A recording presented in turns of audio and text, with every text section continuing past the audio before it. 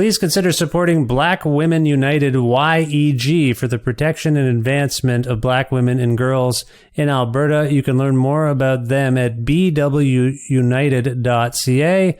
They are always looking for donations and volunteers. So please, again, support Black Women United YEG for the protection and advancement of black women and girls in Alberta. Again, that website is bwunited.ca.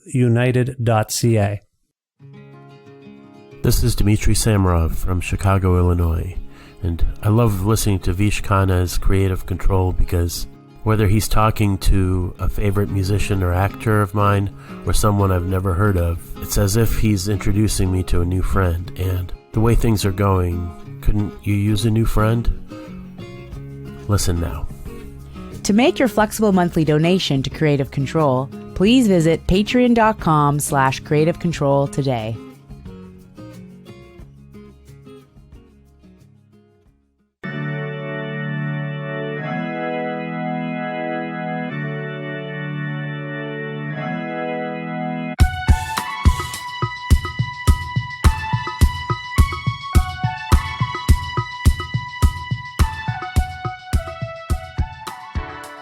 Jessica Jalbert and Renee Wilson are friends, musicians, songwriters, producers, and singers who each have roots in Edmonton, Alberta. First collaborating on Jalbert's 2011 solo album Loyola, the pair have since worked together as Faith Healer, whose debut album, Cosmic Troubles, was released in 2015.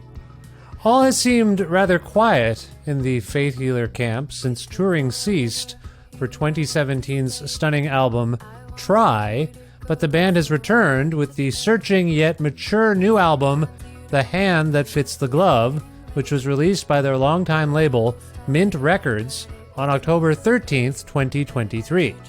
Jessica and Renee recently made time for a good talk with me about things like the woodpecker that keeps attacking my house, a hawk mauling a fish, and other stories about birds in Edmonton, how their musical efforts were sidelined by a pesky pandemic, making a Faith Healer record with an unusual number of collaborators during periods of isolation, writing with intentionality and confidence, new Faith Healer production choices on The Hand That Fits the Glove, the O.J. Simpson trial, and dogs, an unexpected viral moment, some very huge life news, other future plans, and much more. A part of the Entertainment One network with the support of listeners just like you who follow and subscribe to this donor-driven podcast and spread the word about it, and make flexible monthly donations at patreon.com/Creative Control. That Creative Control Patreon is the best source of revenue for all the work that goes into me making this show. It's not a lot, but it's something. That's what I like to say about most things in life. So if you feel compelled to support this show and me financially in my pursuits, please visit patreon.com/Creative Control. Thank you. With additional support from Blackbird Music, a wonderful record store with bricks and mortar locations in Edmonton and Calgary, Alberta, and very friendly personnel who will help you if you walk into one of those places. But hey, look, you can actually find what you're looking for online too at blackbird.ca. Say you want to order the new Faith Healer record, the Hand That Fits the Glove. Well, just go over to blackbird.ca, type it all in there, see if you can't find it, and they'll ship it right to your house. It's just that simple. So thanks again to Blackbird Music.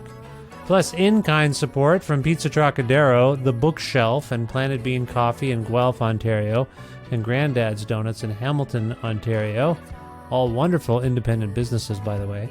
This is episode 809 of Creative Control, featuring the brilliant and highly entertaining Jessica Jalbert and Renee Wilson, with your host, me, Vish Khanna.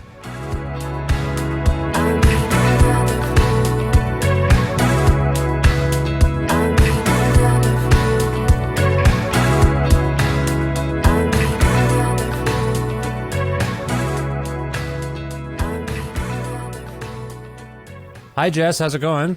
It's going good. How are you doing? I'm pretty well. It's nice to see you. Where in the world are you today?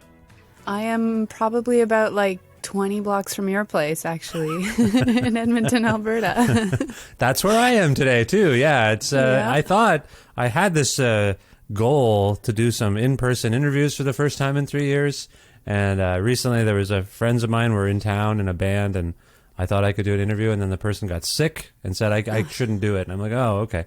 So still, and then I was like, oh well, Faith Healer, that'll be in person. How could that not be in person? Here we are, remote. Isn't that funny? Here we are, remote. That's my It's fault, amazing. probably, right? It's not exactly your fault. It's just a circumstance. It's just interesting. I may never do an interview with anyone in person ever again. And I'm actually not that. I don't feel badly about it. Am I a misanthrope? Was that bad? Yes and no. You are a misanthrope, and that is not bad. I just don't like leaving my house, and this is easier. Anyway, Jess, it's very nice to see you. How are things going generally, would you say? Generally good. We've been just getting ready for this album rollout, and it has been a long time coming, and that's cool. But it's weird that it's out in a couple of weeks now. Yeah. And life is good. I'm just working and chugging along and doing my thing. Good for you. No, that's great. That's awesome. All right. Well, hopefully I'll see you in person at some point soon, but we'll see. Maybe not, because we've Playing already a show established. tonight. You should be there. Just Is there a show tonight? There is, yeah. Just Oh, I the didn't know. solos. I didn't know So, that. Where's that happening? As we're speaking tonight is what is it? September 30th. Where are you playing tonight? Yes, it is. The Common Grounds Art Gallery. I've never been there before. It's going to be a real hoity-toity artsy shit, but it should be fun. I actually don't think it's hoity-toity. It's a DIY art gallery, so. I'm wearing jogging pants right now. It's just my standard uniform since the pandemic. I would never go out in public in jogging pants. That was my rule. Like the Larry David, George Costanza rule, Jerry Seinfeld, whatever. I was like, jogging pants indicates failure if you're out in public. I subscribe to that theory, if I may. And so you're saying if I have to go, I'd probably have to wear a suit, I guess, You for a have to wear a hoity-toity. suit. Yeah, an actual suit. Okay, well, maybe I'll think about it. Maybe I'll wear a tracksuit. Yeah. Anyway, it's nice to have you on the show, back on the show. Rennie, I can see you. How's it going? Hi, how are you? I'm very well. It's nice to see you again. Where in the world are you? I am in Montreal, Quebec. Nice. Yeah.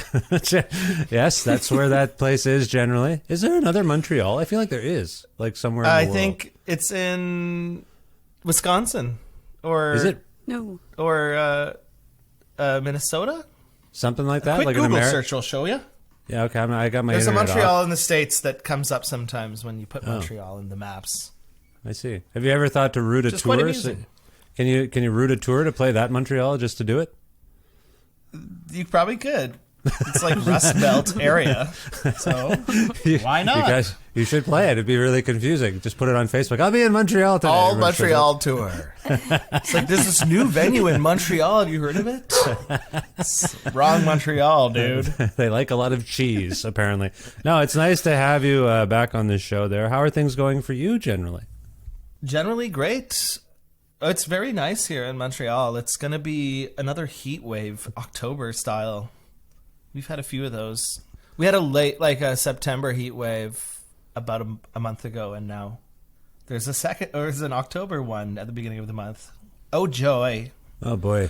But yeah, it's great. My cat had fleas a few weeks ago, so I've been dealing with that.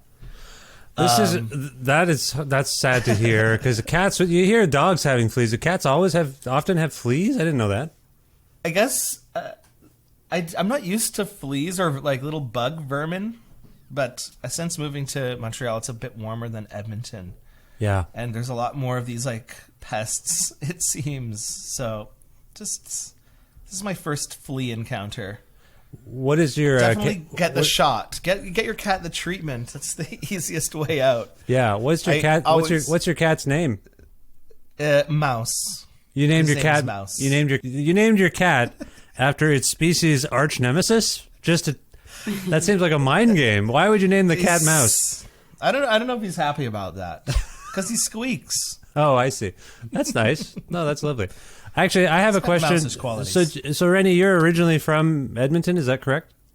That's correct. Yeah. I have a question for both of you then, since we're talking about animals, and I think at least a dog is going to come up on the show at some point. Either of you, I'll throw this to Jess. So Jess, I have an issue, and I don't know what to do about it. Yeah. We have a house here that was stucco.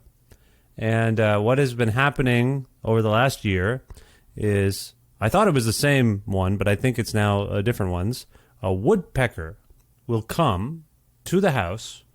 And here, for those listening, it's not unusual here in Edmonton to have a detached garage from your home. And there's like often alleys. There's alleys everywhere in Edmonton. So we have a detached... I just want to clarify this so I don't sound rich. We have a house, and then there's a detached garage behind us, and there's an alley. And so there's stucco on it, and I noticed the woodpecker was pecking at the stucco. I want to say it was last fall, like late summer. So then I was like, oh, that seems weird. But what are you going to do? I'm like, I'll figure out it's nothing. And then it would do it enough that it created a giant hole. I was like, oh my God. That might have been the goal of the woodpecker. To just vandalize? Because ideally the woodpecker would want to have bugs or build a nest in a tree, I think. But they also will peck as a mating call. Like they make the noise to attract a mate, I guess.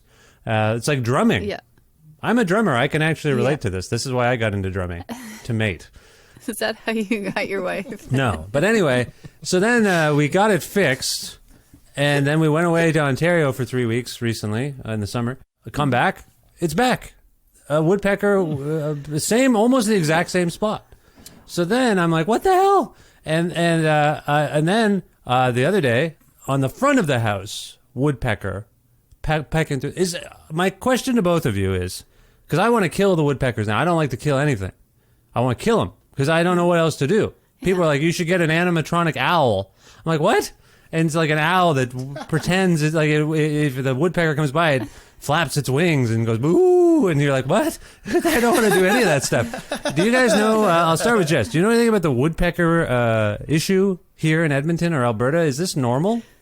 Well, I've seen lots of woodpeckers around. Our main guy is that the one with the red on it, the northern flicker. It's pretty cute, but I feel like maybe you have bugs in your walls? No, we don't, though. No. But I don't think so, because it's two different structures now. Well, we could, but I don't think so. I don't know why I don't think so. Why would it go to the same spot? Well, you're right. Maybe we do have bugs. Everyone says no. Yeah. It stops when it gets to the styrofoam, because there's a stucco application, styrofoam, and then it builds a hole, and then it leaves. If there were bugs, why wouldn't they just keep coming back for the bugs? Keep going. Yeah. Yeah, exactly. I don't know. Maybe he's maybe he's sharpening his beak. I don't know. It sounds very frustrating. Yeah. But I would try the owl thing. We actually have an owl in our yard because we've got some bird issues ourselves. There you go. At my house. Yeah. Yeah. It's not woodpecker, but it's that our back alley neighbor, he feels bad for the magpies and the pigeons, and so he feeds them cat food. He spreads it all over his driveway, and he's had bylaw called by every neighbor around because it's really annoying, because if you park your vehicle back there, then you get so much bird shit all over it, and our place basically faces our butts face each other, so it's all of the birds are shitting all over the driveway all the time. So it's deeply annoying, but this guy is a quite unique guy, and he's hard to approach, and so we put an owl back there hoping that would make a difference, and it worked for a day. But I feel like They're for smart. you putting They get it. The birds know that's a fake owl. That's not a real owl. Yeah, they figured it out pretty quickly. So maybe it wouldn't work, but I don't know. That's a very strange problem that you're having. But you just said it's strange, but you're having ostensibly a bird issue yourself. I just throw a volley out in this conversation. It could have died. Oh, you're nuts. We don't have bird issues in Alberta. You come back with almost the exact same sort of issue with birds. Yeah. But my issue is actually more with a man than with the birds, right? Yeah. Because he's feeding them. Right. He's inviting them to stay. He feels bad for magpies and pigeons, which are they're the rodents of the sky here. They're not great birds. Not well liked. No. No magpies that I've seen around here. It's a difference. There's no magpies? Yeah, they're a beautiful bird. And no jays either. Oh. Yeah. You have cardinals, The cardinals, and stuff like that there, though. which are much smaller. Yeah, I have a lot of bird stories in my life. See, okay, so Go on. there's some, and you've been in Edmonton your whole life, basically. Oh no, you lived a Yeah. little bit outside, right? At one point, is that right? Yeah, briefly I lived at East, but I'm from here and still am here. Okay, Renee, you mentioned the Montreal birds, which are not germane to this particular conversation. If you can think back to your life in Edmonton, do you have bird issues that would inform what I need to do? Because again, I can't stress this enough, and I'll go on the record. I want them to die. I think there's been 2 woodpeckers. I think the new one is different. It's white. The first one was brown. This one is white. Okay. So I think we're attracting woodpeckers, and my stucco guy is like, I have not heard of this before happening like this. I have repaired. He said he has repaired houses that have you a looked bunch at of woodpecker Google holes. and searched Of course I have. peckers? Yes, Have you tried this thing, Google? I have tried Google. Should I use Bing? I don't know. I've tried all the Stucco things. pecker. Yes, That might I bring just something wondered else if up. you. I've never experienced this before in my life, like to have a bird attack my house, and so I just Pests wondered, are- Rennie, if you have Animal any. pests are difficult Yeah, because you don't want to 'Cause kill them. They're kind of fuzzy. I don't want to. I don't want to kill anyone, but anything or anyone. I'll go on the record right At now. some point, you want them out of your house. Yes. Yeah, it's really odd. Anyway, My parents feed the birds in the backyard, and I grew up next to like the room I had in the last years I was living with my parents was next to a shed that the squirrels had occupied. So they still feed them, and they're still there. I don't know. Okay. No, I wasn't. I'm kind I of a didn't- peaceful coexistence Yeah, advocate, but I didn't expect at any some real point it's expertise. I thought you guys might have experience. That's all. I'm sorry. I didn't. Definitely this is not the point of this experience. call. No. Okay. living with vermin. Vinyl siding. Well, it's too maybe. late. I already. De-stucco. We moved in this place, and there was all the stucco was damaged, and we spent tens of thousands of dollars to repair it right when we moved in, and now we're being attacked by birds who are damaging it. And I feel like I'm in a Hitchcock movie, except it's just, or I'm Elmer Fudd. I don't know who I am, but a woodpecker keeps attacking my house, and I thought it was an Edmonton thing. Anyway, guys, thank you for indulging me in this bird That's talk. funny. I just thought you might have insight as Edmontonians. I don't have that many on the show that often, and I've been very frustrated. So anyway, thank you. Thank you for this. A really Listen, good thing I saw the other day was I just should mention a hawk with a pigeon in its like talons Oh, okay. was in the maple tree in my front yard a few weeks ago, which was quite alarming. I got a giant bird of prey. I also got a wild turkey, fly into my yard this year. okay, that was again, totally new. I did not expect commiseration, like bird commiseration. You all have bird stories that are weird. I also, Can I tell my bird of prey story super fast? Of Because course. it's a weird one, a very weird by one. the way, So this whole show could be this. I don't care. We can just talk about birds. Remember- Go ahead, Jess. Tell your bird of prey story. Jess, but I do want to also- say, I just really, before you tell that story, Rennie, were you kind of implying that perhaps one solution would be for me to outsource this murder and contract yeah, a you hawk, Hire the a peregrine hawk? falcon. Get the hawks in. They got falcons in Edmonton. I did a book report on that when I was a young man. What? Falcons. I did. I think they have peregrine falcons in Alberta. Yeah. Oh, Yeah, right? What? I don't know. Peregrine, yeah. Can you Peregrine. send They me actually your, live in the cities. In Can the you cities. email us? Yeah, Can you email exactly. us your book report? Email us your book report. My parents If probably you still can have it. scan the copy that has the grade and the comments from the teacher, just so I know how valid it is, and then I'll use that in my approach. Anyway, Jess, you were going to tell again. Expand. You don't have to rush. You don't have to rush through your bird of prey story, Jess. Please go for it. Well, it's quite simple. I was going for a walk along the river, and I ducked into the bushes because I needed to use the bathroom, so to speak. And then so I pull my pants down. I'm squatting in the woods, and all of a sudden things start falling around me, and I'm like, "What the heck?" And I'm just like trying to figure out what's happening. And then I look up, and there's a hawk in the tree above me with a bird that he was eating or tearing apart, mauling somehow. And not with a bird, a fish. Oh, a with fish. a fish that he was Yeah. mauling. And the little bits of discarded fish that he wasn't getting into his mouth were just raining around me as my I was taking God. a piss. It was pretty cool in a way. Like, it was gross, obviously, but it's a fresh fish. It's not like rotten or anything like that. Yeah. And I thought, what a unique experience, and I didn't want to like scare the hawk away, so I'm just like hanging out there hoping nobody else is walking around with my ass hanging out, like waiting for him to finish this fish and move away. Anyway, it was cool.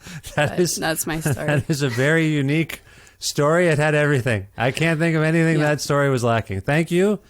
I don't know. Maybe I'll get a hawk or something. I don't know. I got to get rid of these woodpeckers. Anyway, it's very nice to have you both on the show and to indulge in some bird talk. That was really refreshing, and I learned nothing. But still, congratulations on this wonderful new record, The Hand That Fits the Glove. It has been a long time coming. Am I correct, Jess? Has it been 6 years since the last Faith Healer record or something like that? Yeah, basically the Try came out September 2017, so it's been just over 6 years. Wow. Which is wild. Yeah. It does not feel that way. Yeah, I love that album, as you may know. We love it in the house. So it was nice to know that. I guess I've checked in with you a few times now over the last few years. Like, hey, what's happening? And I feel like, Renee, you may not know this, but when I first got to Edmonton in January of 2020, the first conversation I had the good fortune of having was with Jess. She invited me to the house, and we had what was it, like an orientation talk? We jammed. Oh, yes, we did. We jammed. That's right. We jammed. That was like the last time. I didn't know that.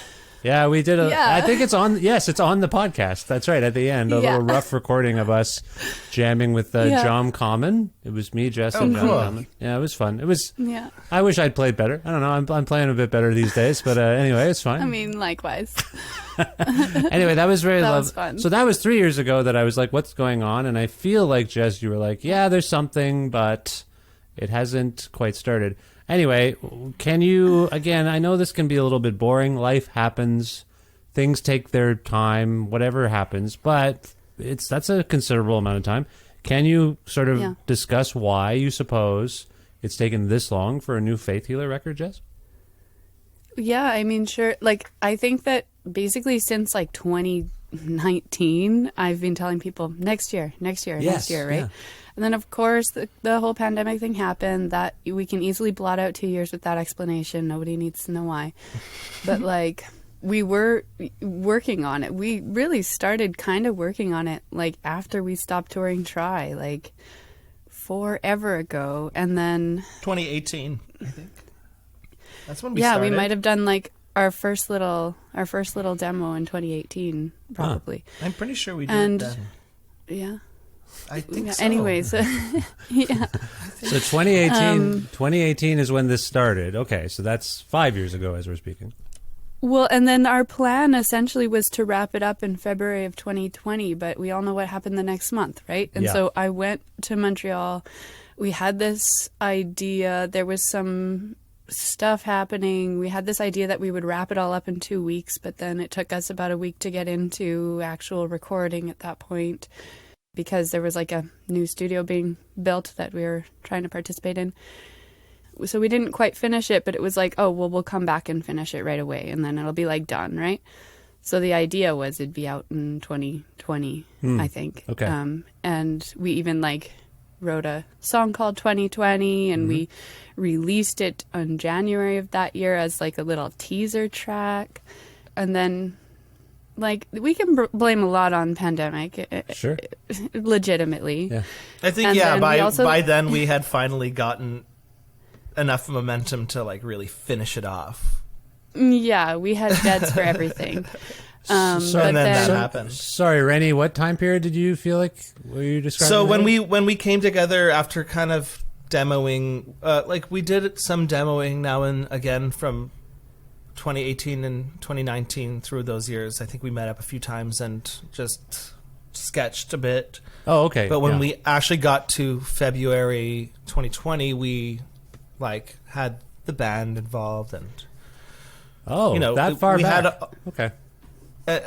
so by that time we were like kind of ready to finish it all off, and of course we didn't finish then, and then the world shut down for a few years. So, but we continued to Yeah, work on and- it in that time, but it just sparsely when we can.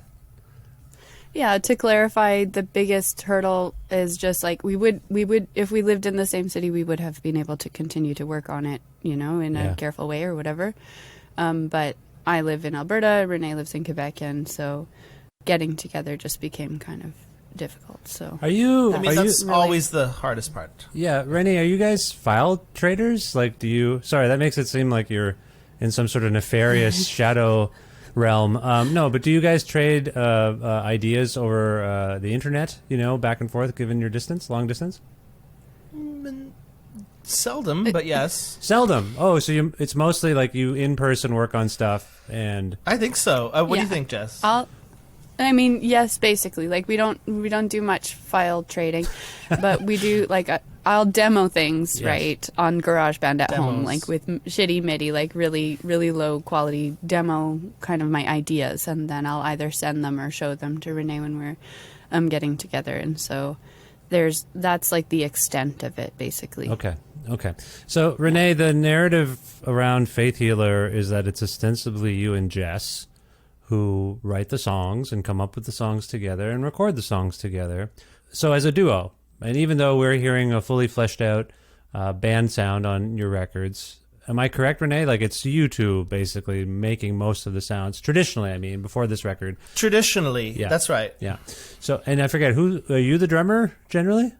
In the past, I've been, but on this record, I don't think I play on any tracks. Right, and so let's get to this record. But I mean, I just want to get from this shift. What I'm trying to establish is traditionally a duo, like Crisscross.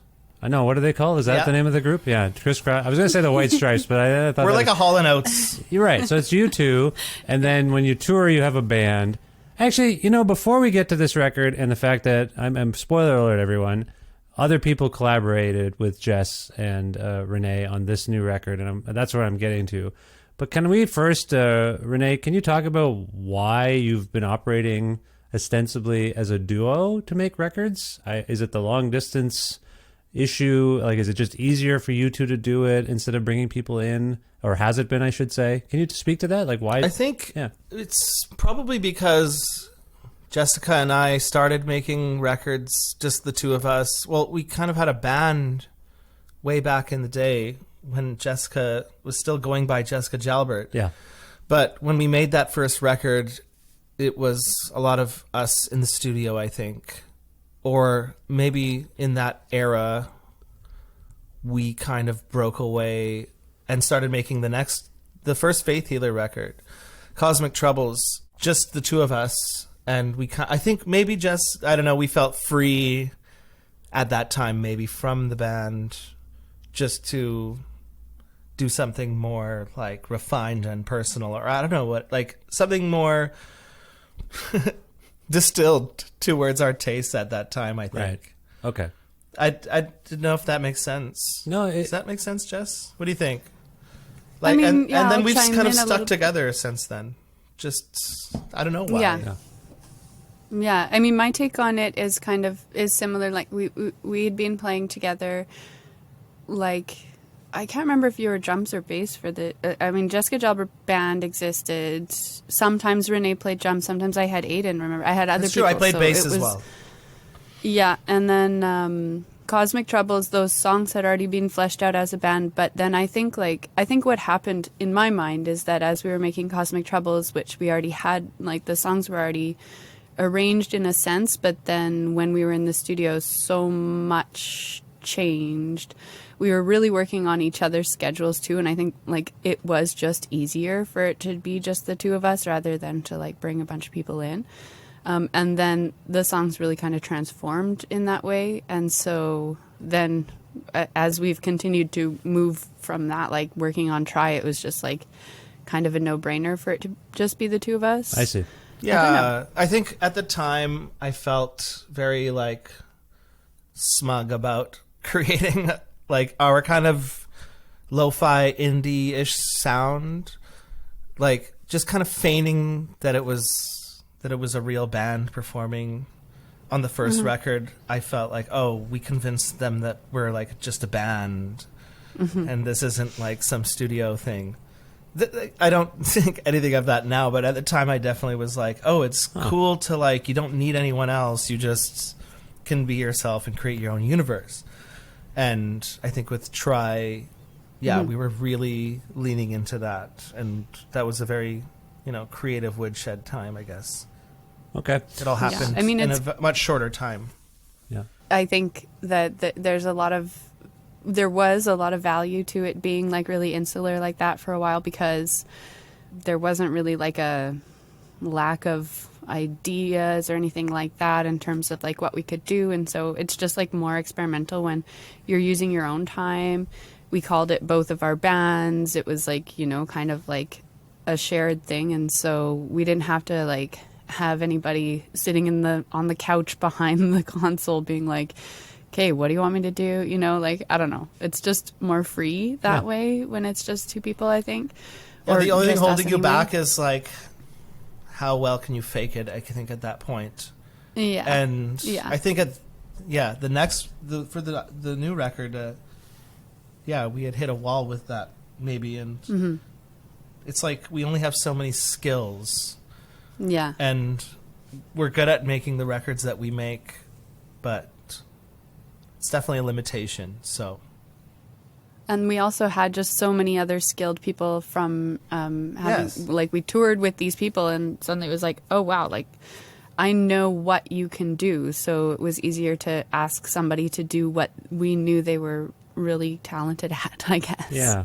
I don't know. So Jessica, just given the timeline, when did you start to bring, like if you can cite a year even, when did you start to bring in these collaborators on this record and for these songs?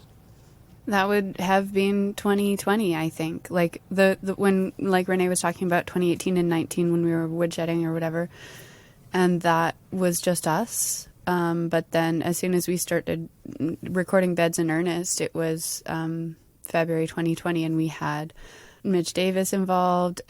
He was also involved in that studio, and then we had Connor Donaldson, who's our drummer for most of this record, and then we came to Edmonton also Later. once we like a couple years later, post COVID or whatever. And then, not that there's a post-COVID, but you know what I mean. And I think that, just to be clear, I think I know what you mean, and this gets brought up sometimes on the show. Since COVID is really what post-COVID means, not that it's over Yes. or after. Yes, I get it. Thank you. yeah, but once traveling was a little bit like acceptable, I think it would have been 20. it was 2020 actually, It was over. wasn't it? No. Well, 2020 was when we were starting. This is what I'm talking about, when we were working in Montreal, and then like a couple of years later, like a year and a half later, I came to we Edmonton did- yeah. September. I thought it was 2020. Maybe it's 21. Okay. My Anyway. point That's here, when we did if I may. the dubs with Jenny. Oh, okay. Yeah. Jenny Roberts, My the bass player. My point here is, in a weird way, I invoked file trading earlier, and both of you gave me a look like, of course not. We tend to get together and play in the same room, and that made sense. It's been interesting since around February 2020, when people are more isolated and trying to figure out how to make work under these conditions for safety protocols and whatnot. There is more file trading. There is more like, hey, I did the guitar, or rather, can you record some drums, send me the drums, and I'll put my stuff on top of it. That's more normal. I also think it's interesting that in people making more stuff on their own, you guys did the opposite. Like right before everyone started to be like, I guess I just got to make stuff on my own as much as I can because we're separate, and it's, sometimes the file trading doesn't actually work out. It's too complicated. I'll just make everything myself. You guys did the opposite. Like you anticipated people working on their own in a weird way. I don't think you intended it, and you brought people in. I just think that's an interesting circumstance, if you know what does that make sense, Jessica, what I'm saying there? Yes, Yeah. we were leaning in towards togetherness at the time when that became not the way to work. Yeah, at all. The buzzword was isolating. Like everyone was isolating, locking down.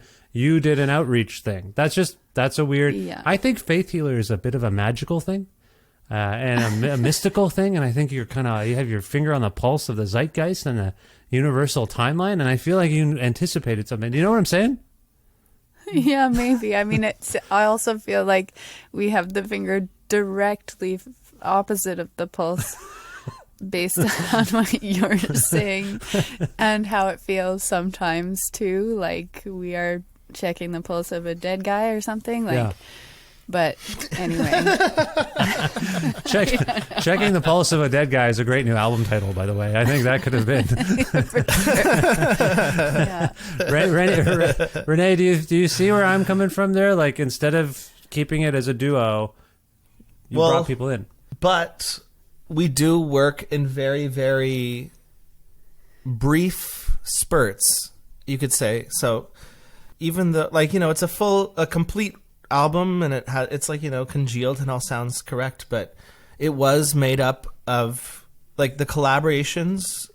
We brought people in when we could and when they were available, and sometimes that was just a couple of hours, one time, and those overdubs just got eventually, worked into and massaged into the album in a way that worked. Yeah. But yeah, like what am I trying to say? It is kind of as if we were still isolated, but we did lean into the contributions of the guests a lot more heavily in the final mix, and that we liked that. Like, we thought it gave it so much more flavor than we're used to. I guess we have our sound, our original Faith Healer, the trad sound of us, and I mean, I guess that the band might as well be the trad sound for us as well, but this is the first time they've been on the record. So, but they've been with us for a while.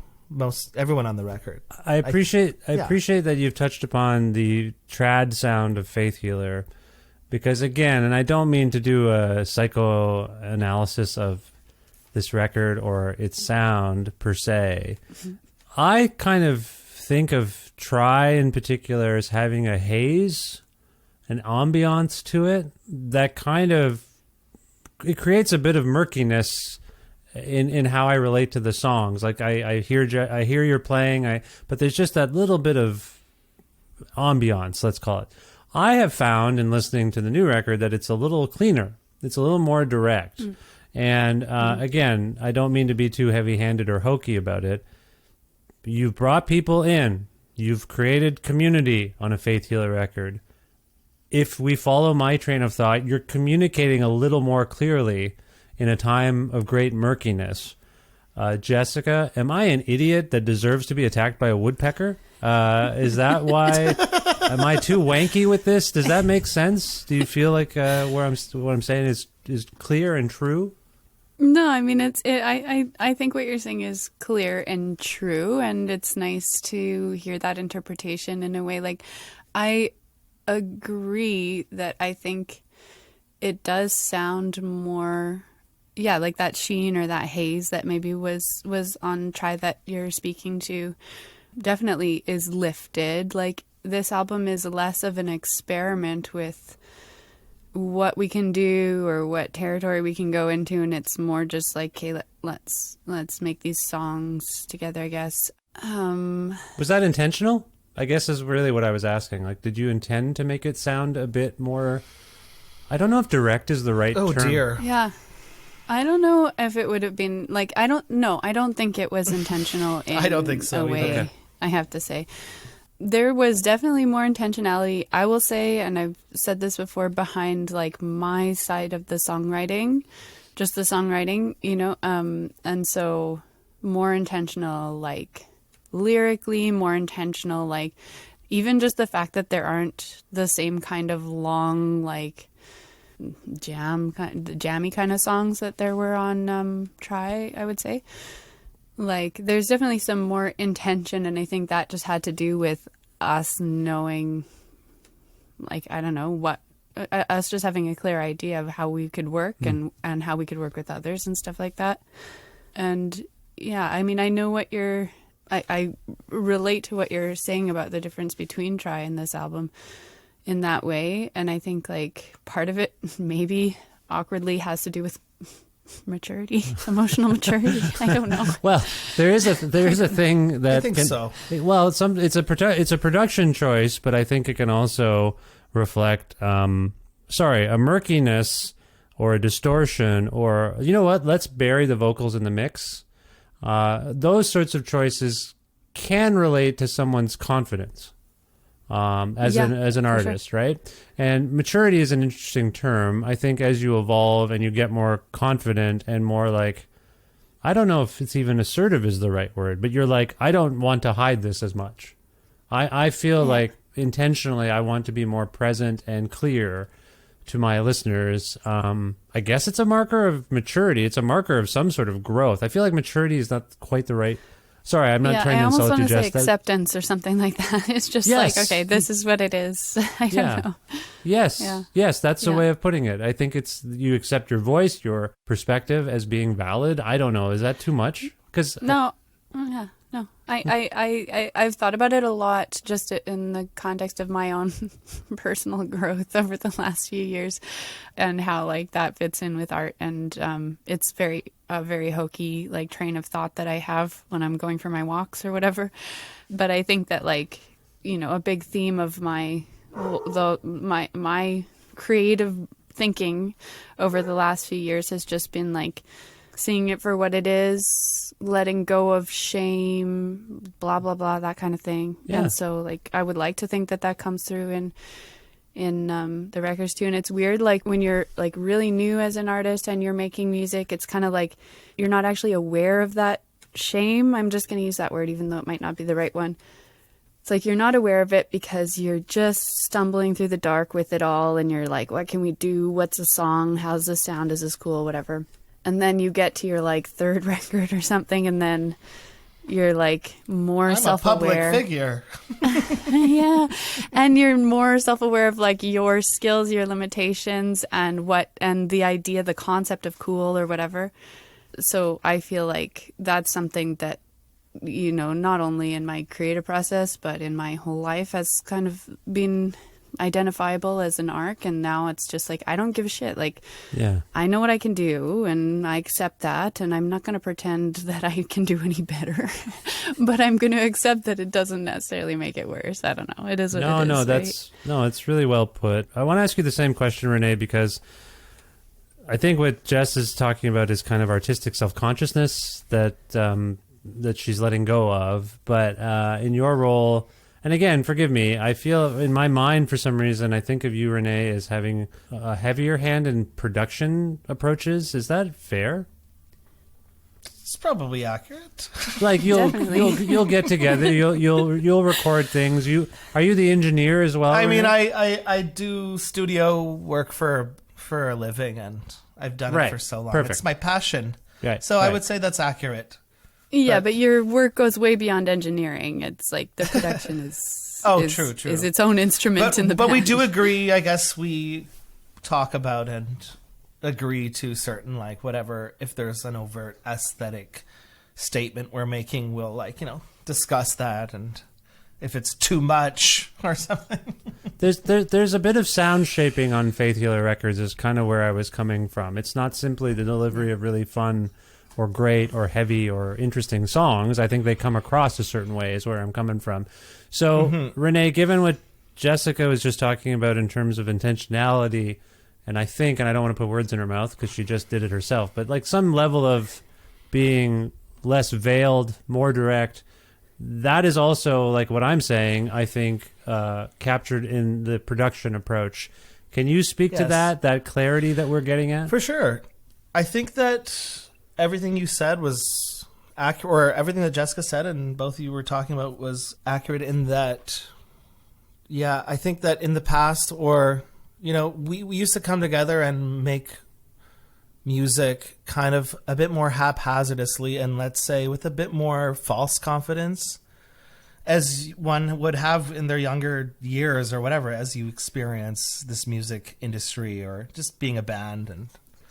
And there is definitely an arc of, like, back in the day, maybe we would throw more ideas that didn't make sense, or I would suggest more outlandish random ideas to dress up a recording we made, because I didn't know what I wanted, didn't know where I was going, it's just kind of like an experience and discovery process. But and I think when we were making records in the past, we had a lot of gas in our tanks. In a sense, we came together and we just did what we did, and we mixed Try, for example, very fast, and we didn't really have any hesitations about what we were doing. We kind of just did it and mixed it and thought it was awesome. This record, it's been in the can, or it's been in the works, gestating for years, and I think it is on the contrary, it is really kind of a raw recording. It may not seem that way, but we did just take what we were able to come up with in the spurts of time we got together in the last 3 years and present it as a record that's kind of, I don't know, it sounds more clear, but it is definitely more raw. It's not, or it's almost as raw as Try. It's stark. Maybe. It's a little more stark somehow, I would say. Yeah. It's stark. Yeah, like it's not, we didn't think of ideas to dress it up or anything in that way. If you're talking production, we just said, this is what we did, and how can we scrub it till it sounds like a record? And that's what it is. It's more mature in that way. Maybe two people working on a record would have the impulse to let's make this not sound like it's two people. Let's layer and do a bunch of stuff, and no one's going to think this is two people. Then you have actual collaborators, and you're like, this is fine. There's 4 instruments on this record, on this song. It's fine. It doesn't need. We don't have to overdub a billion things. Maybe that's part of it too. That is what you. Oh, sorry. No, go ahead. It's just, there's no compensating. Yeah. Go ahead. Sorry. Yeah, that was about, at some point we discovered how limited we were as a duo, let's say. Sure. And just layering more keyboard chords on top is never going to save you. Or, whatever it is. There's only so many Nord Mellotron patches you can cycle through before. Well, I'm not going to say the that this record is. I'm not suggesting this new record isn't textured. It's just it's different. It's obviously different, and I think that's fine. I want to, Jess. I want to. We had some concepts, I guess. Yeah, I mean, and there's some anomalies. Like if people check out the song 2020, for example, it's a sort of strange duet. Is that a way of putting it, Jess? Yeah, sure. Vocally, yes, it's we're singing together the whole time. Yeah, which it doesn't happen on any other song. That's interesting. That's not true. Oh wait, did it happen before? It has happened before. What do you mean? On what's that one that we did? Oh, second time. Yeah. It's true, but this one's more overt. You can hear both of our voices. And Mitch second is time. singing there too. It's true. It's all three of us. It has a vague Manson family chant quality, if I may. I don't know if that resonates with either of you. Just like a spooky, what are these two talking about? It's a bit weird. There's some incantation. Sure. What is? Am I going to be turned into a toad? Something's going on, and sorry, am I being insulting? I don't mean to be. Not at all. Oh, can I just want to share the way that those lyrics came together, which was just so funny. Renee just had this coiled notebook full of little couplets, and he just chose the best ones. Oh, nice! I just thought that was so fun. I think that's the first song I wrote for the band. Yeah, and lyrically. Is there a reason? Lyrically, again, people looking. So this is weird, in a sense, temporarily, because people are going to be looking at this record that's out in 2023, and they're going to see a song called 2020, and assume it's about the universal. You know how, guys? You know how the world completely changed forever in the year 2020? Is any of that? I assume it's not captured in that. Well, if you read the lyrics. Which I wasn't sent, by the way, and I usually ask for. No, it's not your fault. Anyway, I'm having a lot of, between us and everyone listening, I'm having some PR disconnects of late, and I don't know what's going on. I think everyone's burnt out or has literal. So here's a weird one. I'll say that someone will say, hey, let's schedule an interview. Can you do the 19th? And I go, yes, I can do the 19th anytime but 11 a.m. 3-4 days go by, and they're like, booked for 11 a.m. And I look at I'm like, what, I'm not kidding. This is happening all the time. So now I'm like, am I being gaslit? I go look at my emails. It says clearly, I can do any time that day except 11 a.m. And they've chosen it. Yeah. Something's going on. No disrespect to my fine PR colleagues. This happened to me yesterday. I was talking to an artist and I was fumbling. I like to ask for the lyrics, as you might remember. I don't know if you guys know this, but I'm like, I want everything. I want everything. I want every asset so that I can dig into the record. Sorry, slight tangent and rant. My point being, something's going on. Renee, you mentioned the lyrics. Tell us about the lyrics on 2020. What did I miss? Well, I don't know. The song's just, it's kind of a fun, cryptic, silly thing, but we did actually release it before 2020 happened. That's right. A different version of the song. And so we that was at the time we had this like micro goal to just finish this extra track that we had lying around and put it out. And definitely people are going to think this one is about the pandemic. The pandemic, but I mean, and it ultimately it is. I think the lyrics. It couldn't you should read possibly them. be. It was done. I know, but it's got just read the lyrics and tell me what you think. Well, can you please? Sorry, again, I asked, I didn't get them. Can you please? Where are the lyrics? If you can find them, and I could recite somebody, them. if somebody can recite them, and you know what would be fun is if you did it together, because that's how it is on the album. No, I'm just kidding. If you can find them and want to share what they're about, while you're doing that, Renee, have you found them? Can you access them? I don't know if they're accessible from my. Okay, I thought maybe they'd be on your machine. I could recall a few. Sure. Well, I guess what I'm saying is, if you keep telling us to listen or read the lyrics, you must have a couple of them in mind that you're thinking of. No. There's one line on the album that I shouldn't. You got to listen to it yourself because our friend Robbie the robot did a little guest vocal on his the album. vocal is MP3 CD for the DVD. But anyways, it's and then it says in the last remaining club in Suburb City, and I think at the time when I wrote the song, I was like, oh my god, like this is happening, like rock and roll is dying, and yes, there you go. DIY venues are disappearing, and soon enough there's going to be like just nothing but this random little house show place in some random suburb. It's the only place that does shows a anymore. prophecy. Well, yeah, you can say it was prophetic. One of the things that's been happening and throughout many aspects of living our lives together is that a bunch of stuff that was exacerbated by the pandemic was already happening. You know, people were going. I know this from my own experience living in Guelph when I used to try to put on shows every once in a while. I used to do it more regularly, but towards the end I was doing it once a year, and it was just, and I would go to shows too that other people put on. Fewer people were coming out. You know, that was just happening. Venues were being shut down. But again, this is pre-pandemic. And so that got accelerated. And so it is... Exactly. There's a weird thing with artists, I find, and I've talked about this a lot in the last 3 years with people where I'm like, this seems prophetic.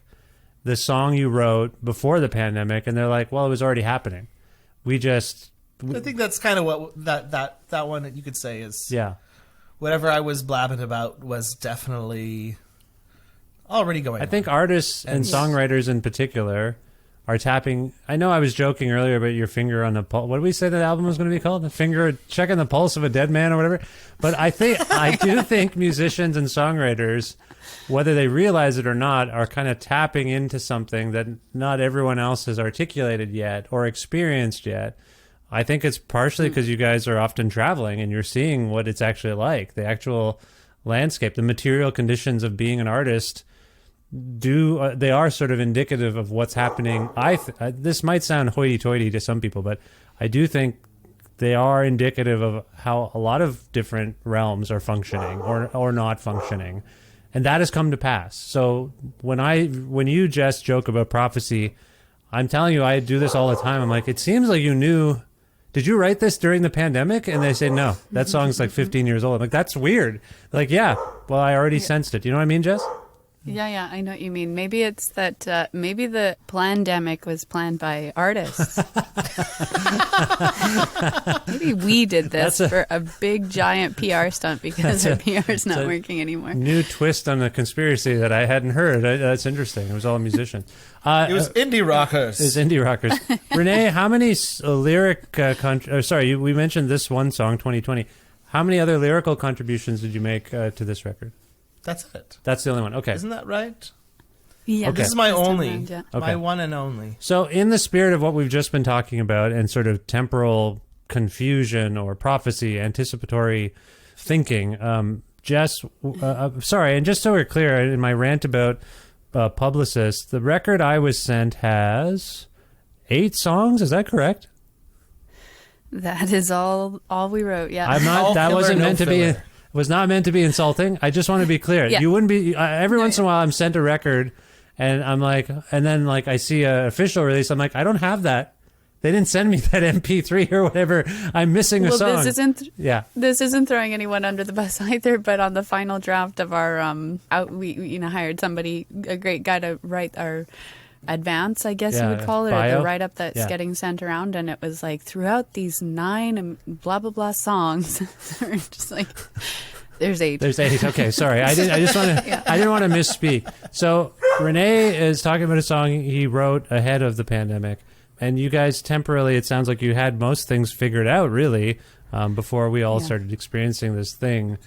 But I must ask, Jessica, like, are any of these songs reflected? Like, did you modify lyrics if that makes sense? Does any of it reflect this time period that we've shared together? I mean, sorry, dog is getting close here. So the dog not recognizing that its cue is coming up, that we might be talking about it very soon. As I keep teasing, I'm sorry, Jess. It's all right. I don't think that anything really was edited to like reflect the times anymore, but there's a couple songs, like Grind, for instance, was written after, like Renee wrote, like had arranged a whole song, and then I just wrote the lyrics on top of that and the melody. And so it's like, and that's also, I think, to answer the question regarding file sharing, that was one song that we have files swapped on, and you did your recording of the vocals at home by yourself, which we don't usually do. That was a first. There you go. We do that occasionally. But Sorry to interrupt. You do that. Yeah. No, it's okay. You're right. I forgot about that completely. But lyrically, I think like that song is a bit weary and kind of like tired and not very hopeful or something like that. Yeah. So maybe that had to do with just being a little bit like, well, I don't know, what the hell, what is this? What even are we doing at this point? But yeah. I mean, I'm not saying that the song is about, how hard it is to do this, but I would say that it's certainly impacted by the whole COVID situation. But no, I didn't go back and like re-edit for any reason other than just like I thought that there was a better lyric out there. Yeah. I have kept alluding before we started rolling, and I think maybe a couple times during this talk, about a dog. Yeah. There's a song called "I'm a Dog." Yeah. And as I was playing it in the family minivan. What did my son say yesterday? All he said was, "You're not a dog." That was his comment. Sorry, I just wanted to share that because it was a dumb little thing. He said, "Wait a minute, you're not a dog." I'm like, "What?" And then I was like, "Oh, the song is called." He said it randomly. Like, I was driving. I wasn't even paying attention to what was playing on the screen, And he said, "You're not a dog." And I'm like, "What does that mean? What kind of insult is that?" Anyway, sorry. Is Sounds that a song like a about bit of kindness, actually? It's sort of, I guess so. Hey, Papa, you're not a dog. Don't say I know. that What are you about talking about? I got to yourself. make a left here. Stop bothering me. I'm driving. Can you tell me, is that song inspired by your dog? Definitely, yeah. Like I have a dog that is unruly. Jumped on and- me, as I recall. When I first got to Edmonton, She I was jumped. attacked by your dog. Yeah. Yeah, she's she's very excited about people. She's very friendly and stuff like that. But I think that we have not tamed her, and she's she's an unruly dog.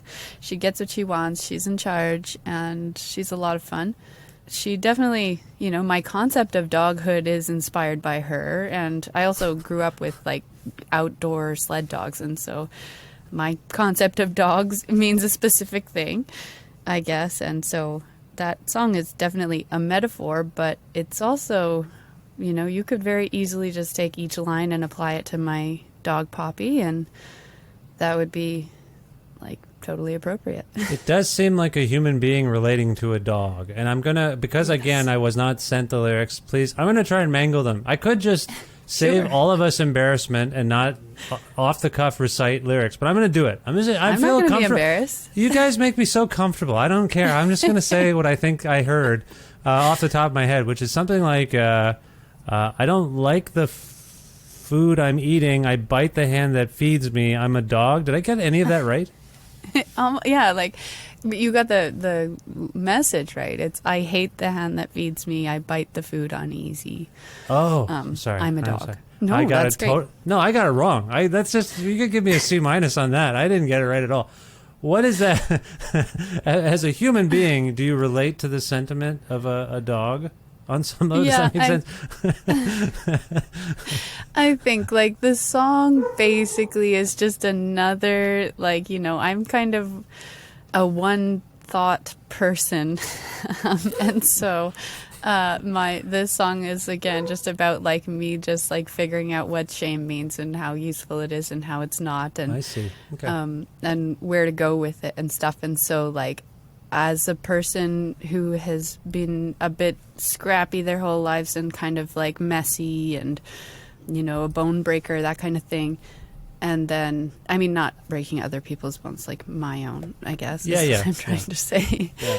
And just like not quite feeling like I know how to live the normal, the clean life or something. But then also raised like pretty deeply Catholic and being, you know, an altar server my whole life and, you know, children's liturgy, that kind of thing. I think like trying to figure out how both of those things fit with me is something I'm realizing that I've worked through, I guess. And like, you know, I'm not that obsessed with it, but when I'm writing a song or something, it kind of comes up where I don't, you know, I'm like, you know, Poppy and I relate in that we're both domesticated and we're both messy and not very good at being it, I guess. I don't know. Okay. All right. Well, it's interesting you use the word fit there, because it does seem to me that in an introspective sense, this is a record about I think you're asserting yourself a lot on these songs and trying to figure out where you fit. The record, by the way, I've mentioned it earlier, is called The Hand That Fits the Glove. And for the majority of people in the world, this will only connote one thing, the OJ trial and Johnny Cochran. That was a very famous scene. Renee, do you have a sense of where that title actually comes from? Because that's where I went right away. Do I know where that title comes from? Well, it's the name of one of the songs, Vish. I know I wasn't sent the lyric sheet or the track listing. I'm flying blind here. No, I know that, but I don't know. I don't know what goes on in Jessica's head. okay, so it's a Jess. I just wanted to. I asked that to you to make you feel included. I had a feeling it was a Jess invention, but I just wanted to see if you had insight. Do you not discuss these things together, Renee? Like let's just call the album after that song. Like, do you not talk about that kind of stuff? Discuss the lyrics. No. I'm gonna pick. If I gotta pick one song, if we're gonna make a title track, what's the title? What about this one? Like, do you go back and forth on that, or is it just sends you a message saying, "Hey, the album's called this. Leave me alone." Well, ultimately that's how it works. But I did send Jess about 1,000 suggestions that were terrible. You could say for an album title name. Remember? Yeah. Like I would hit remember. you up at some point. I'm just like, we need to name this album. Right. And I'm just like, album, name the album. Like it's just like, Yeah. you know, where Jessica's trying to make a more like, you know, just pick the right name and just don't distract. Like basically all I do is distract with terrible Not true, not suggestions. But it's more just like the album needs a name. The album needs a name. Renee, on your list of suggestions, was one of the suggestions "If I Did It" by any chance? Was that one of yours? That's another OJ joke. Never mind. Jess, can you? That was his fake OJ? book or whatever. Sorry, Jess. What is that? It didn't have cable growing up. Why did that song seemed to be one that you could umbrella concept the whole record with, so to speak. I mean, although that song has become for me one of the ones that I just feel, I don't know, the closest to or whatever, blah, blah, blah. I wouldn't say I named it after that song so much as that line. Like just like it is one, it's, you could call it the title track, of course. It is what it is, but it was more just about the line, the hand that fits the glove, which is not an OJ reference, although I definitely grew up in that era. Sure. And that's very obviously the thing. And I mean, you could totally make an argument for why that is a really good example of what I mean when I say the hand that fits the glove. It's like, hey, well, what's in there? Who did it? But I feel like I've led us astray and making light of a terrible moment in history. But I mean, I just think that I will go back to what I was saying earlier and get us away from any sort of narrative about how if it don't fit, you must acquit. I think if it doesn't fit, you must acquit, I believe is what the actual line was from the trial. No, I think going back to what I was saying in all seriousness, this is a song about you trying to figure out how you fit.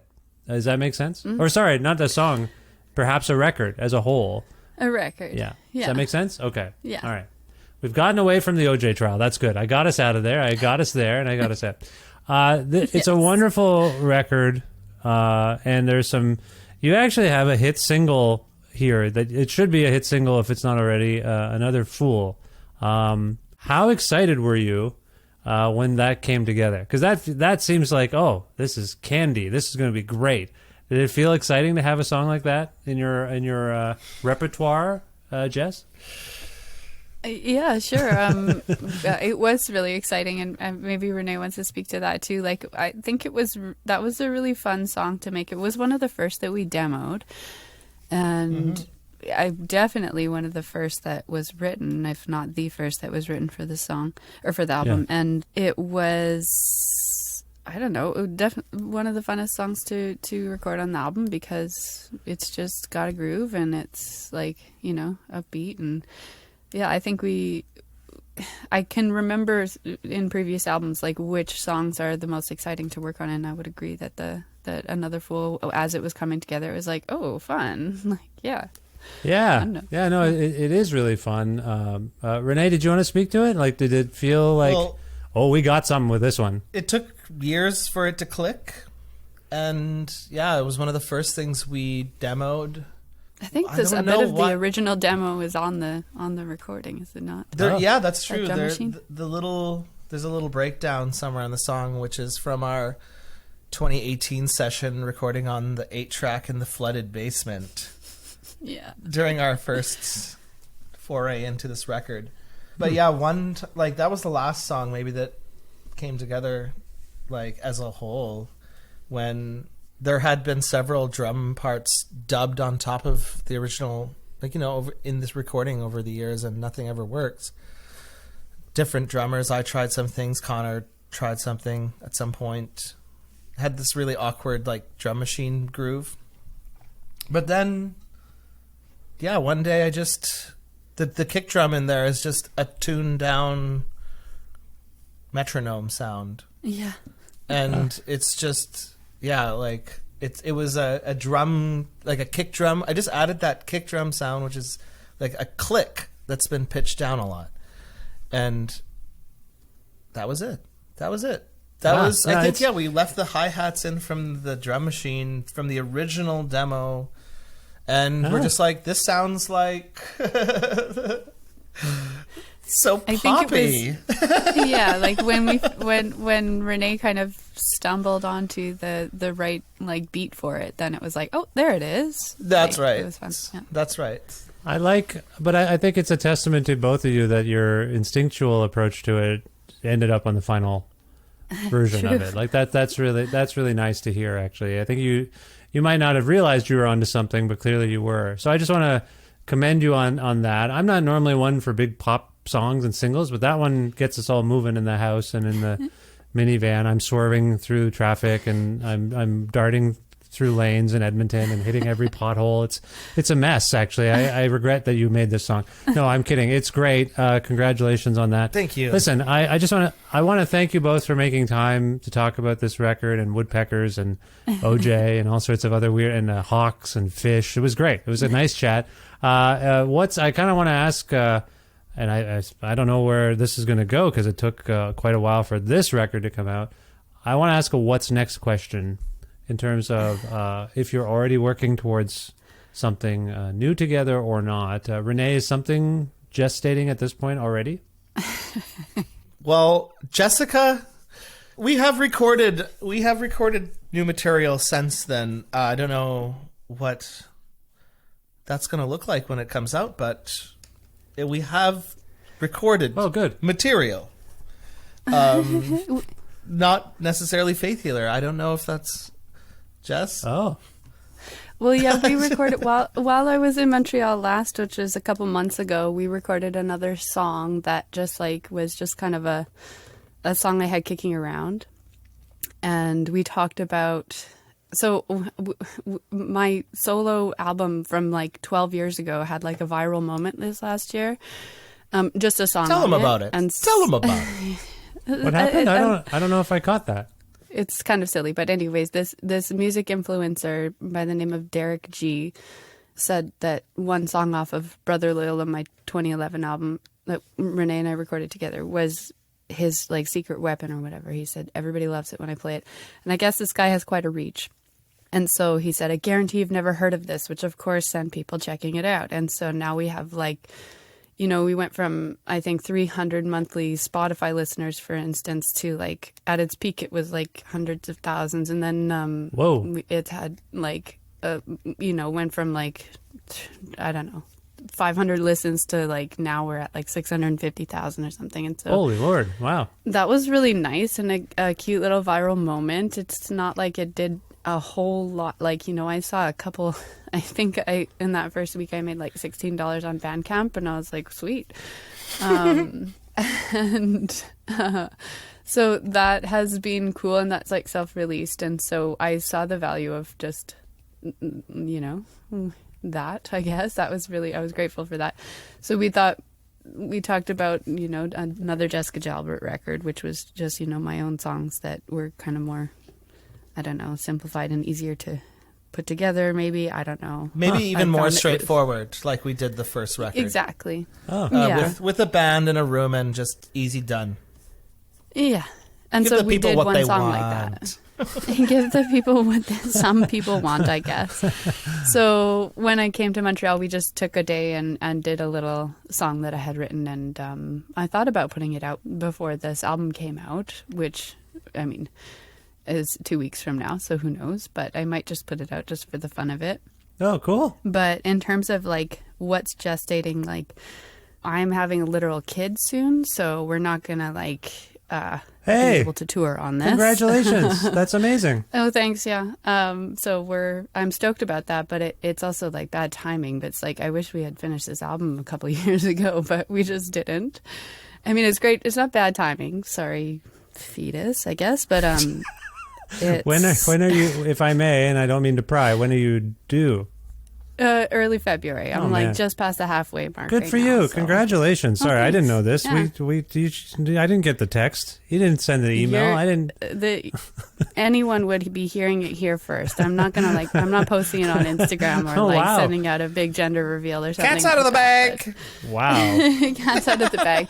So, I mean, as you can imagine, it's just complicating how we are planning our next move touring wise and stuff like that. Right. So But I know that some creatively, people do could this, be. yeah, I don't know. We'll see what happens, but I know that's, it's probably going to be another few years before, before the next thing happens, but we'll try and just do some Death songs metal. here and there, of course. Death metal's next. Death metal? You're going to make a death metal record? I'm missing something. Is that what you just said? I don't know where that came from. Okay.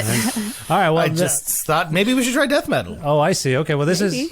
that's usually what happens when people have a child. They get very angry and they want to make ferocious music. No, listen, that's what an auspicious time. That's congratulations. I'm just so happy for you. Oh, That's thanks, great. yeah. Yeah. You know, I have children. I have Do you know this- I have children? I know you have children. Yeah. You've got two of I them. got two, yeah. So I don't, it's Yeah. if you need anything, clothes, we have a bunch of stuff. I can put you in our little circuit of like, we're done with these. You can have them. I'm sure you're part of a good circuit already there, but Down to be in that circuit. I don't have a lot of people in my life that have like, you know, like young children, but we'll figure it out. But yeah, I definitely like see a lot of performers who like have their kid and they like have that as part of their thing, and I was like, maybe that'll be me, but I don't think that's going to be me. So we'll you see. mean part of your We'll see how active we are. touring Family band? part, or just band, like maybe. part of like inspiring you to do certain kinds of music or something? It's just like, I guess what I mean is I'm not, like music is not my like number one source of income in the first Oh. place. And it's not like, you know, I don't like live on the road or anything like that at this point. Like we've had moments where we've lived that life, but it's always been like, you know, I need to like bring in money from another source. And so I was wondering if I could model my, you know, motherhood plan off of some other like, you know, inspiring moms who have managed to just be like, I'm still playing, I'm doing the festival circuit like 2 months after having a kid or whatever, but I don't know if that's going to work out for us. So it's all kind of unknown at this point. We'll see. Well, if anyone can do it, it's you. So congratulations to you, Thanks. and that's great. No, that's amazing. Okay, thanks for that update. And by the time people hear this episode, maybe there's a solo Jessica Jalbert song circulating that some sort of more powerful influencer than me. I'm not an influencer at all, but someone might get behind it, and who knows? It'll take off or some. This was really lovely. If people want to learn more about Faith Healer, this record's out on Mint Records, I believe, if I have that correct. That's one destination. Jessica, where can people go to learn more about Faith Healer and this new record? Oh, they can go on to our Instagram, which is Faith Healer, but spelled FAYETHEALER. And they could do that, and they could like follow Mint. Don't Yeah. go on Twitter. It's stupid. Are we still on there? That's about it. I mean, we still have an account, yes. Until it becomes, you have to pay for it soon, I think, or something. Well, that's Really? what he's trying to. Yeah, he's trying to. Just trying to ruin the whole thing. Yeah, I bowed out a month ago, so. Hey, Yeah. Jessica, I'm happy. you mentioned the Instagram handle with your child. Do you plan to teach it how to spell things correctly, or No. It's just going to be all over the place? I'm just kidding. This is going to be a big experiment, and I can't wait to find out. That's going to be good. All right, Got any I want to baby go. names? Faith, maybe? Oh, do you want to do baby names right now? This should only take half an hour. Do you want to talk about the baby names that you got planned, or do you want suggestions? Right now, we're calling the baby Hedge, but I'm Hedge? not going to get into Hedge why. fund. Do you have a hedge It's- fund? Yeah. Is it a hedge fund thing? Hedge? Okay. No, I just Ben. You know, this is Ben's. He just can't take it seriously. That's all. Yeah, that's I've been there. That's a little. I was cracking jokes during the midwives at the end. Were like easy on the comedy. It's a little too much. We're in your house. You know, my kids were born in our living room in Guelph, and I was just cracking Yeah. wise. Actually, to be frank, they were like, it was good. You seemed calm. Most people aren't, you know, making sounds good, jokes. And yeah. I was like, well, I feel like it's all I can contribute is some levity to this really ridiculous and strange situation. And then apparently it did help. So my advice is keep it light. Ben, if you're listening, Keep it light. try to keep it light. It's going to be pretty intense, but don't overplay your hand with the jokes. That can be, you don't know what's going on. It's going to be, anyway, sorry, that's a little bit of advice. No, it's valuable advice. Yeah. No problem. Okay, so I want to go out on a song from this record, and we have two folks here, so I'm going to throw this to Renee to make the choice, potentially, and then Jessica can either agree, disagree, veto, I used to say quite frequently, and then we'll come to a consensus and hopefully play a song from the hand that fits the glove. Renee, can you choose a song for us to go out on and explain why it came to mind? Oh, God. Maybe The Hand That Fits the Glove, the song. Yeah. Any particular... They came to mind because you just said those words. Okay. Just No, an but it associ- it's the title track. It's not a single. It's an interesting little ditty. Oh, there's Poppy in the Poppy's just shown up in She Jess's just shot came there. in. Oh, hi There's the Poppy. dog. Yeah, but the dog Maybe just showed maybe up. I'm a Dog needs to be played. Oh, maybe that was a sign. I don't know. That was maybe that could have been a sign. Actually, I never thought of that. So we have two choices now, Jess. I don't know if you Wait, caught that. What do you think? Either the title track or "I'm a Dog." Which would you prefer, Jess? You know, I'm gonna actually deny Poppy this time around, and I'm gonna agree Hand That Fits the Glove. Let's do that one. Okay. Any particular reason why? Anything you want to say about that song? Well, you know, it's simply because I don't want to get into it too much, actually, but I think that I'm a Dog is not Renee's favorite. Oh, that's not true. Oh, I don't know. Okay. I like it. Well, I like both songs, but I do like "I'm a Dog." I didn't realize this was going to be contentious and create friction in I a shouldn't have debate. said I like it. that. I like it. I don't mean that he dislikes it. I think at some point I didn't want it to be a single. I think I'm happy that it was a single now. Okay. Okay.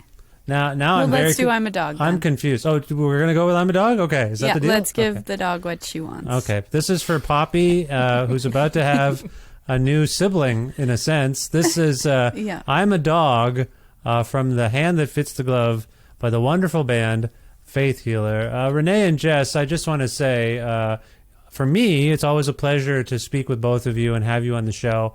I know I'm a bit of a jackass. I'm sorry if I've wasted any of your time today, but I wish you the best of luck in the future, and I hope we talk soon. Yeah, thanks for having Thank us. you. We're grateful. It's Yeah, such a thanks pleasure. for caring.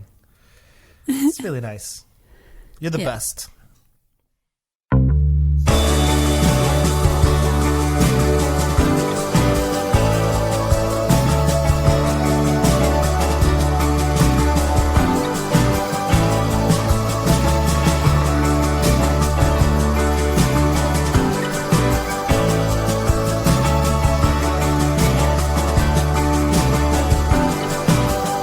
I get one right to goodbye.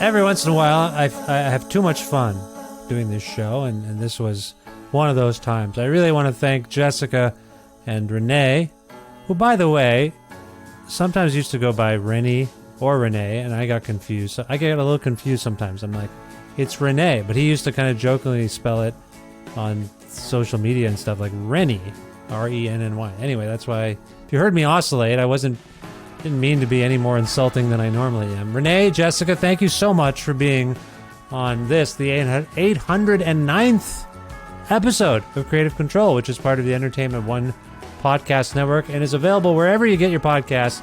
If you can't find an episode that you've heard about or you're looking for it, and you want to learn more about me and sign up for my monthly newsletter, all those sorts of things, please visit vishkhanna.com. Faith Healer's been on the show before. Once, twice, 3 times a Faith Healer? I can't remember. At least once. It might have been twice. Anyway, you can learn more about how to find those old episodes, again, at vishkhanna.com. You can like Creative Control on Facebook. Follow the show on Twitter, at Vish Creative, or you can follow me directly on Twitter and on Instagram, at Vishkhanna, or you can also find me on Blue Sky and Threads and TikTok. There's a YouTube channel. There's all sorts of things. You'll find me if you look. Also, please visit patreon.com/Creative Control to make a flexible monthly donation to keep this podcast going. Look, lost some patrons recently. I think people are having a hard time financially, or sometimes they leave feedback, and it's almost never anything other than the generic, I can't afford it right now, that kind of thing. That's fine, but I also like doing the show, and I could use some more support financially. So if you can, visit patreon.com/Creative Control and support this show. $6 American or more a month grants you access to exclusive content. You get episodes earlier than everybody else. There's also t-shirts that are available to Patreon supporters. Just message me on Patreon and I'll get you one while supplies last. There's a burgundy one and like a yellow one. You'll see. Thank you. Also, thanks to the amazing Alberta record retailer Blackbird Music, which you can learn more about and order records from their website, actually, blackbird.ca. Also want to thank Pizza Trocadero, The Bookshelf, and Planet Bean Coffee in Guelph, Ontario, and Granddad's Donuts in Hamilton, Ontario, for their in-kind support for this show. Thanks, as always, to my friend Jim Guthrie for letting me use music that he has made on this show. You can learn more about Jim at jimguthrie.org.